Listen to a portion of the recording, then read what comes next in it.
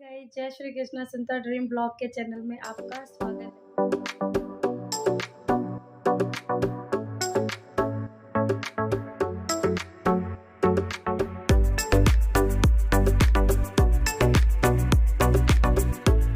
करवा चौथ के बाद ये मेरा अहोई माता का व्रत रखा है मैंने, तो उसी के बिहाफ पे ये ब्लॉग बनाया है मैंने। बने रहिए मेरे चैनल पे, सुनीता ड्रीम ब्लॉग के चैनल। अहोई माता का व्रत मोस्टली लोग लड़कों के लिए करते हैं, आजकल तो बहुत लोग लड़कियों के लिए भी करते हैं। तो मैंने सोचा मैं अपने हस्बैंड के लिए व्रत रखती हूँ, जब उनकी उम्र बढ़नी चाहिए तो ऑफ कोर्स व्हाई नॉट, मेरे बच्चों की भी तो उम्र बढ़नी चाहिए। आफ्टर ऑल एक माँ हूँ मैं, और लड़का लड़की का तो क्या फ़र्क पड़ता है, चाहे लड़का हो या लड़की हो, मेरे ख्याल से उम्र तो सबका ही बढ़ना चाहिए, है ना।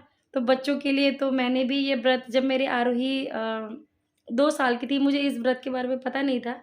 जब मुझे पता चला तो सब करते थे, तो मैंने बोला यार मेरी लड़की के लिए भी तो मुझे व्रत रखना चाहिए, और मेरे लिए तो बहुत ख़ास है। तो मैंने भी ये व्रत शुरू कर दिया। कम से कम 5-6 साल, मेरी लड़की 6 कंप्लीट होके 7वां चल रही है, तो 1 साल के बाद तो 5 साल मोस्टली कंप्लीट होके ये 6वां चल रहा है मेरा साल।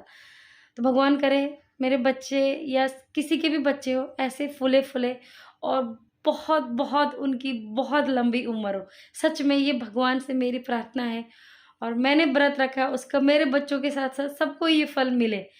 अब मैं जा रही हूँ किरण के घर में पूजा करने के लिए, तो जितना हो सके उतना दिखाने की कोशिश करूँगी।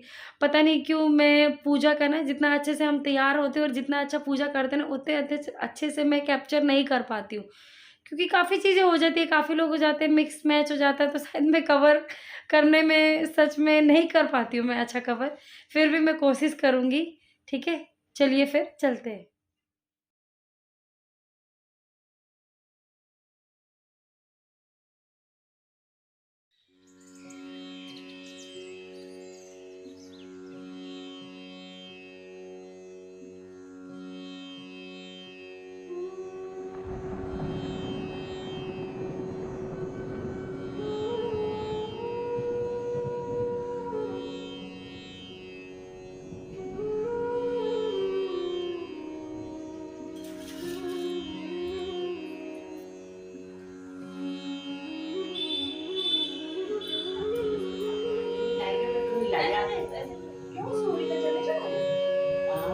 सुबह चढ़ा देती हूँ ना, सभी चढ़ाते हैं सुबह सुबह माता की कथा सुनाने वाली हूँ मैं, आप लोग भी सुनिए। अच्छा कवर किया था मैंने। ले लेती हूँ।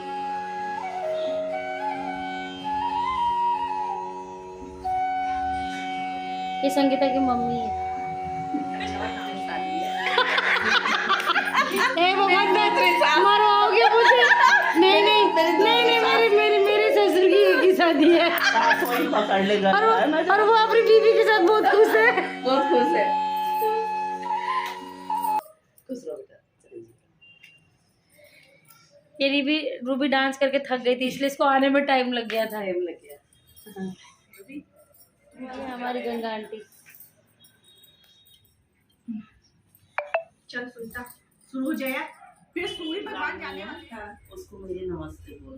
अच्छा हाँ, जाते टाइम। और पहली रानी क्या बोलती है? पहली से तो वो आते हैं, फिर अच्छा, उससे भी से तो वहीं जाते, पहली के पास दूसरी के पास जाते हैं, दूसरी के पास दूसरी के जाते पास हैं, इधर जाते लौटते हैं। इधर इधर लौटते उठते हैं उसके साथ, सोने के लिए जाते हैं उसके साथ। नहीं क्या हुआ नहीं, रात यार? वापिस आ जाते हैं। बैठे हैं। चल कोई मेरा तो वही है, क्या करें। चलो फूल तोड़ो हाथ में। गणेश भगवान की जय। बुढ़िया थी, उसका एक लड़का और लड़की की बहू थी। वो बहुत गरीब था। वह अंधी बुढ़िया नित्य प्रति गणेश जी की पूजा करती थी। गणेश जी साक्षात सन्मुख आकर कहते थे कि बुढ़िया माई, तू जो चाहे सो मांग ले। बुढ़िया कहती, मुझे मांगना नहीं आता, सो कैसे और क्या मांगू। तब गणेश जी बोले कि अपने बहू बेटे से पूछ कर मांग ले। तब बुढ़िया ने अपने पुत्र और बहू से पूछा, तो बेटा बोला कि धन मांग ले, और बहू ने कहा कि नाती मांग ले। तब बुढ़िया ने सोचा कि बेटा बहू तो अपने अपने मतलब की बातें कर रहे हैं। अतः उस बुढ़िया ने पड़ोसियों से पूछा, तो पड़ोसियों ने कहा कि बुढ़िया तेरी थोड़ी सी जिंदगी है, क्यों मांगे धन और नाती, तू तो केवल अपने नेत्र मांग ले जिससे तेरी शेष जिंदगी सुख से व्यतीत हो जाए।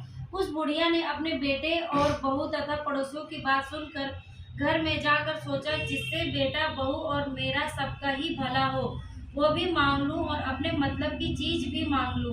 जब दूसरे दिन श्री गणेश जी आए और बोले, बोल बुढ़िया माई क्या मांगती है, हमारा वचन है तू जो मांगेगी सो ही पाएगी। गणेश जी की वचन सुनकर बुढ़िया बोली, हे गणराज, यदि आप मुझ पर प्रसन्न हैं तो मुझे तो 9 करोड़ की माया दे, निरोगी काया दे, अमर सुहाग दे, आंखों में प्रकाश दे, नाती पोता दे और समस्त परिवार के सुख दे और अंत में मोक्ष दे। बुढ़िया की बात सुनकर गणेश जी बोले, बुढ़िया माँ, तूने तो मुझे ठग लिया। खैर, जो कुछ तूने मांग लिया सब कुछ दिया है, वैसे ही सबको देना और हमको भी देने की कृपा करना। जय गणेश भगवान।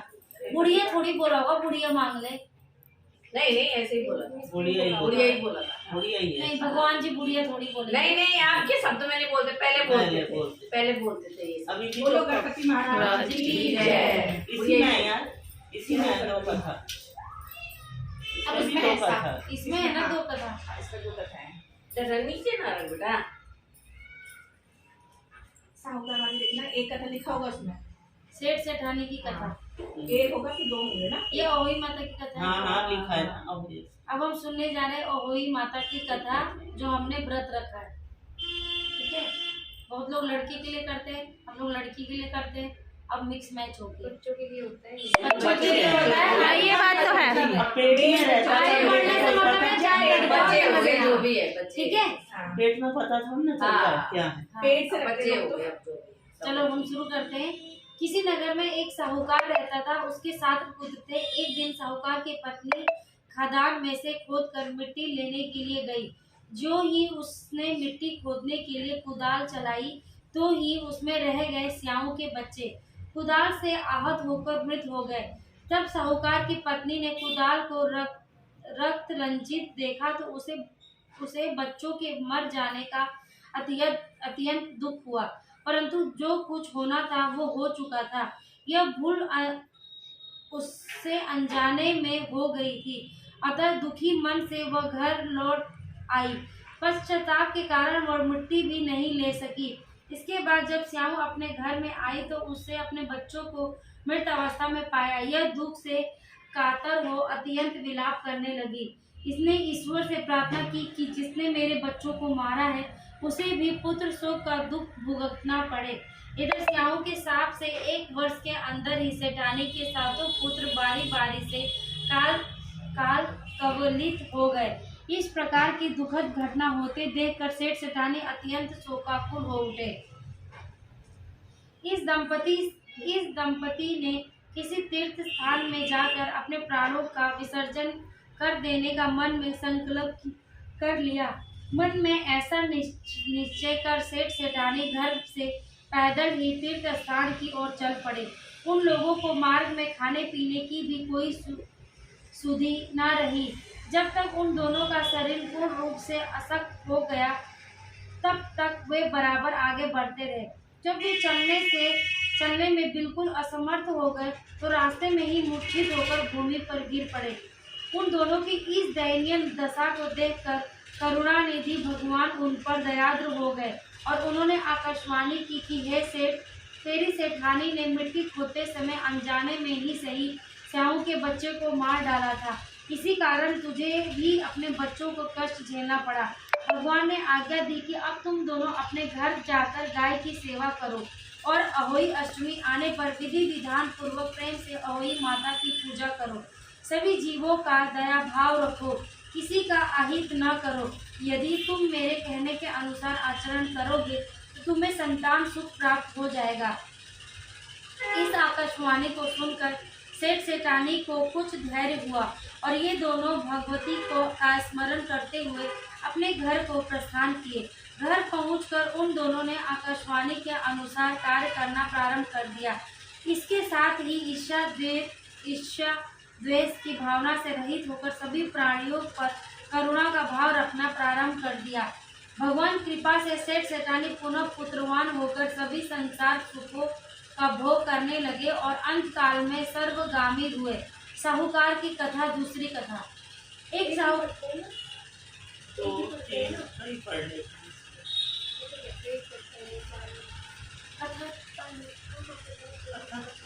साहूकार के 7 बेटे 7 बहुएं एवं 1 कन्या थी। उसके 7 बहुएं कार्तिक कृष्ण अष्टमी की अहोई माता के पूजन के लिए जंगल में अपनी ननद के साथ मिट्टी लेने के लिए गई। मिट्टी निकालते के स्थान पर स्याहू की मां थी। मिट्टी खोदते समय ननद के हाथ से स्याहू का बच्चा चोट खाकर मर गया।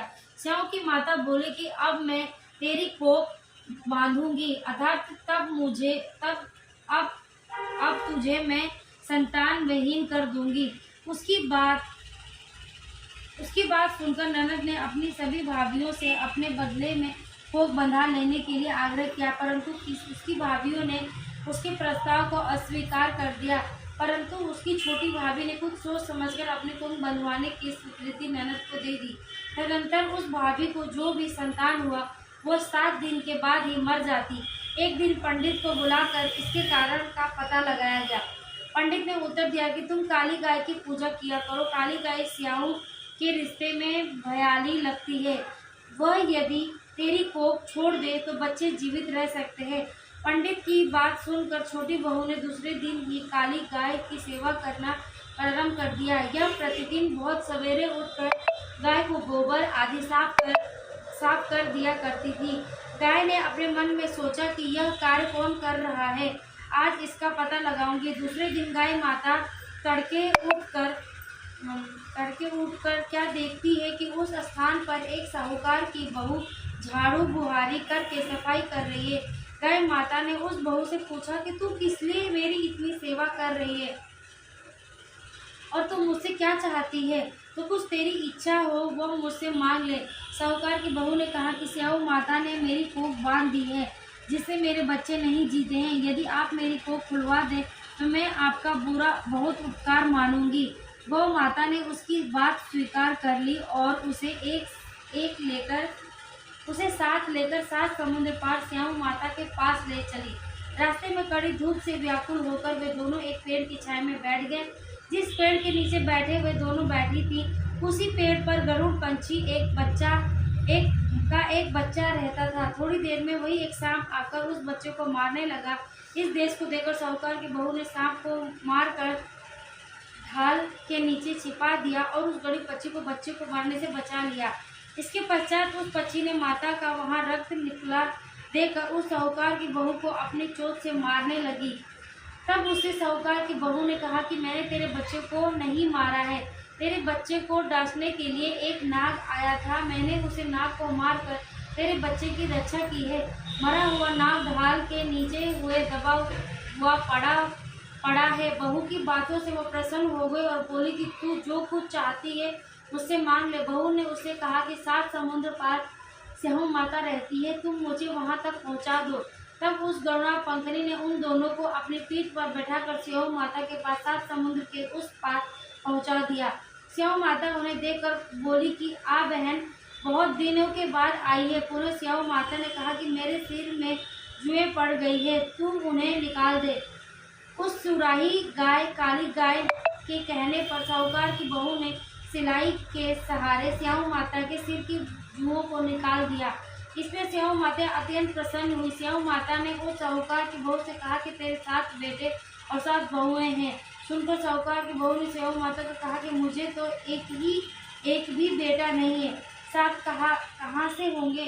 स्याहू माता ने पूछा कि इसका कारण क्या है? उसने उत्तर दिया कि यदि आप मुझे वचन दें तो इसका कारण बता सकती हूँ। स्याहू माता ने उसे वचन दे दिया।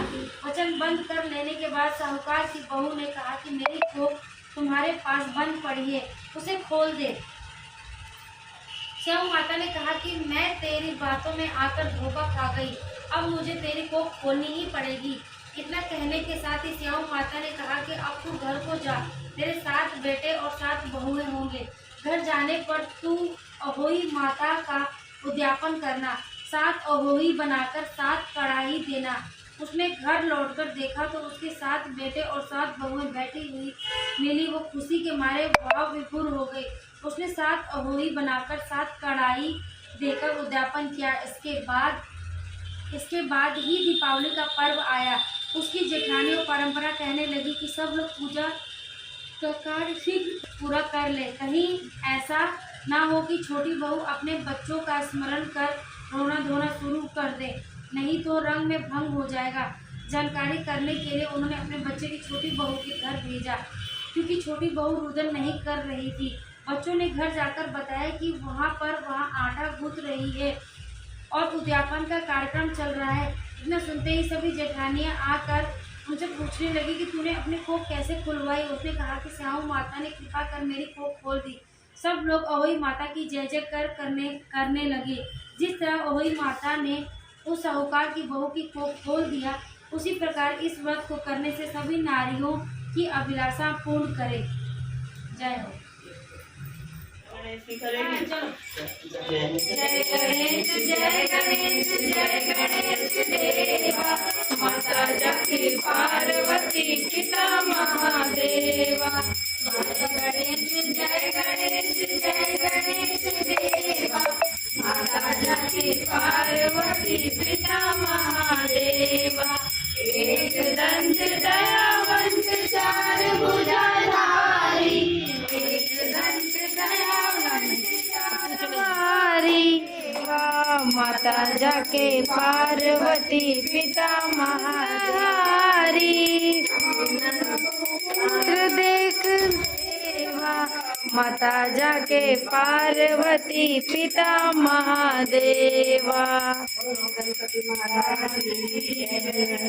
माता तुमको निस दिन सेवत, मैया जी को निस दिन सेवत उधाता। कल निवासन तू ही है माता,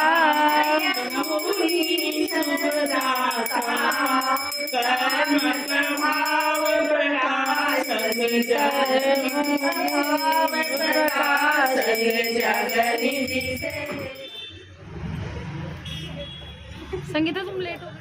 सुनता कल वो कैमरा खड़ा कर देना फिर यार बहुत लाइट आती है। मैं कहती मैं सफाई करते कर लिया, मतलब पूजा कर ली, आरती कर लिया और हम वापस आ गए। मैंने आलू टमाटर की सब्जी बनाई है, दिखाती हूँ। सब्जी बना दी है, चीज़ें बना दी है। अब तारा देखेंगे, ये व्रत में तारा देख के उनको अर्घ दे के पूजा करके तब खाना खा सकते हैं, तो उनका वेट करेंगे हम। तो गाइस रखती हूँ मैं आज का व्लॉग यहीं पे, मिलती हूँ मैं आपको नेक्स्ट वीडियो में। राधे राधे।